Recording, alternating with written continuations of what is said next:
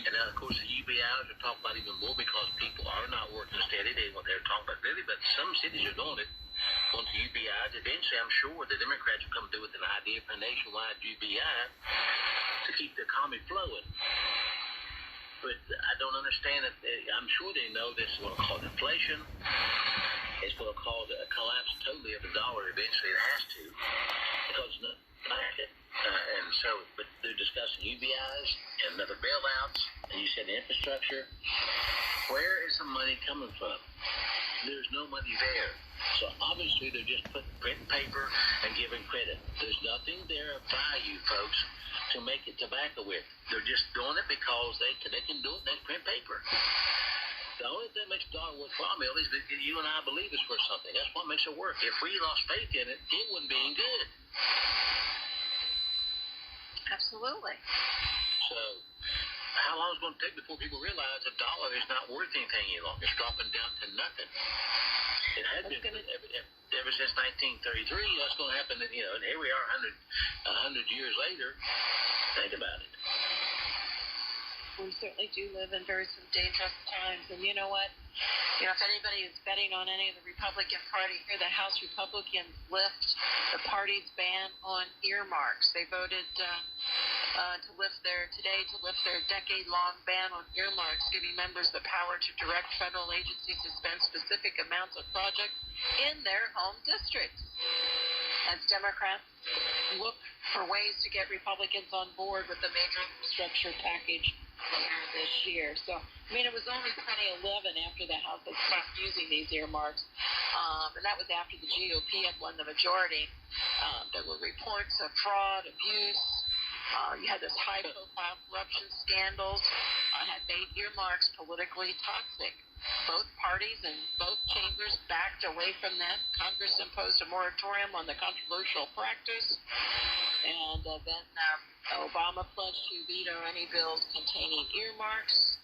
Now that the Democrats control the White House and Congress, they revived the practice in the House this year, and considering bringing it back in the Senate as well. So, that left the Republicans with the decision of whether to also embrace earmarks to retain the ban within the party. So they said, let's lift that ban, man. We can get some of that money, and we can go back to being corrupt,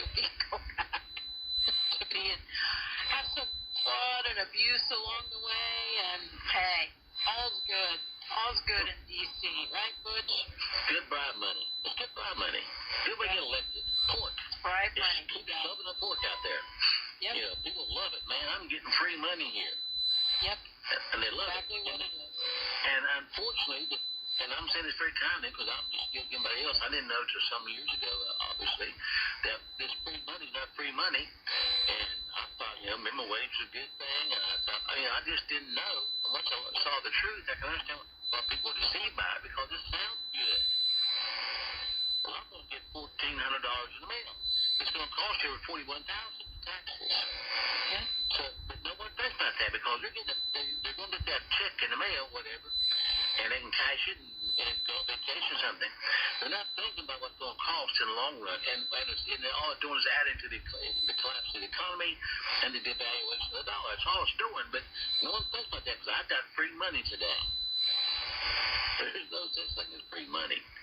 No. We don't have any money. We haven't had money in this country for years. This country is bankrupt. It is. It's been bankrupt for 40 years. It's been 30 years. It's been bankrupt.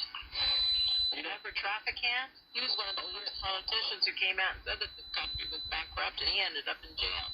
He did. He certainly did. Mistreated all the way through. The Bible tells us, Deuteronomy, that the nations that forget him will end up being borrowers instead of lenders. And that's why we are the biggest in debt. We are the most indebted nation in the world today. And we used to be the one that everybody owed.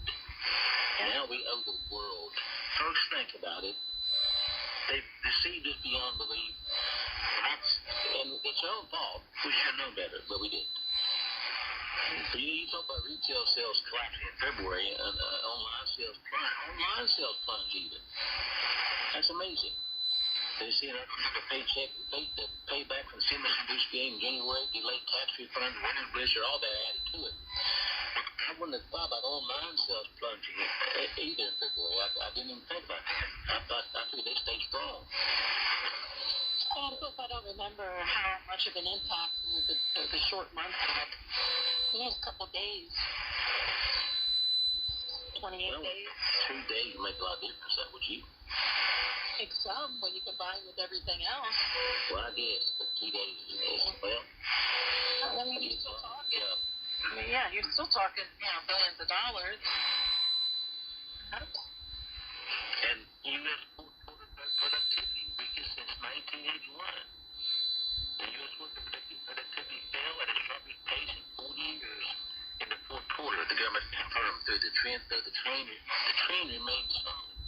Non-farm productivity, which makes the output per worker, dropped at 4.2% analyzed rate last quarter. It was the deepest rate of contraction since the second quarter of 1981. That is something. Now, what do you think the problem with that? What happened there? What happened? Why did the production rate drop? Because the products can't produce. What's going on?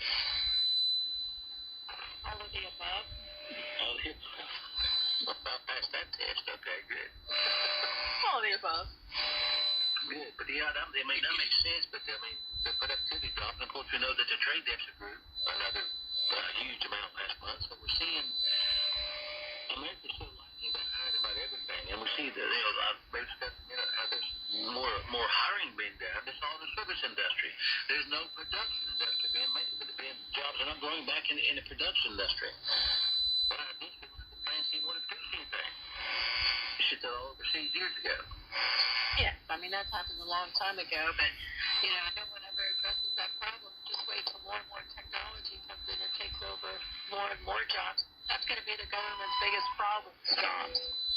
And spending, trillions and trillions of dollars on infrastructure spending won't,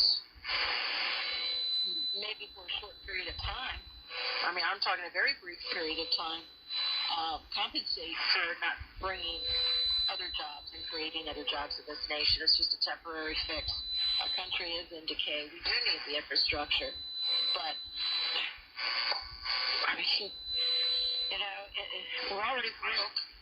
Well, yeah, we are. And that's why I'm talking about UBI. If the job tail automation, UBI, I mean, that, do you remember the work? I remember this. I don't remember this. I remember the WPA. Roosevelt put people to work and government paid for them to do certain things, and I guess helped a little bit. But it ended. So infrastructure jobs, they will end. And that is paid for by the government. It's going to end. Well, remember Obama's road to recovery? Oh, yeah. The billions of dollars? And we're heading into a break. We're not watching the time today. We'll be right back. You're listening to Financial Survival.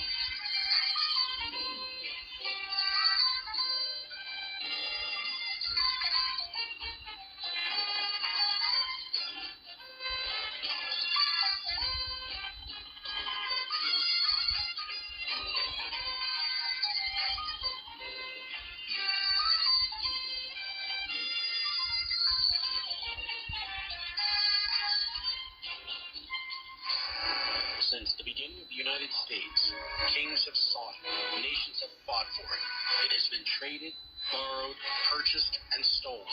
There is a reason for it. To secure the blessings of liberty to ourselves and our posterity.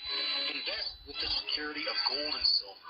Call Discount Gold and Silver Trading at 1-800-375-4188. That's 1-800-375-4188. Listen to Financial Survival with your host, Melody Cedarstrom, on Shortwave Radio. Visit DiscountGoldAndSilverTrading.net or call 1-800-375-4188. That's 1-800-375-4188.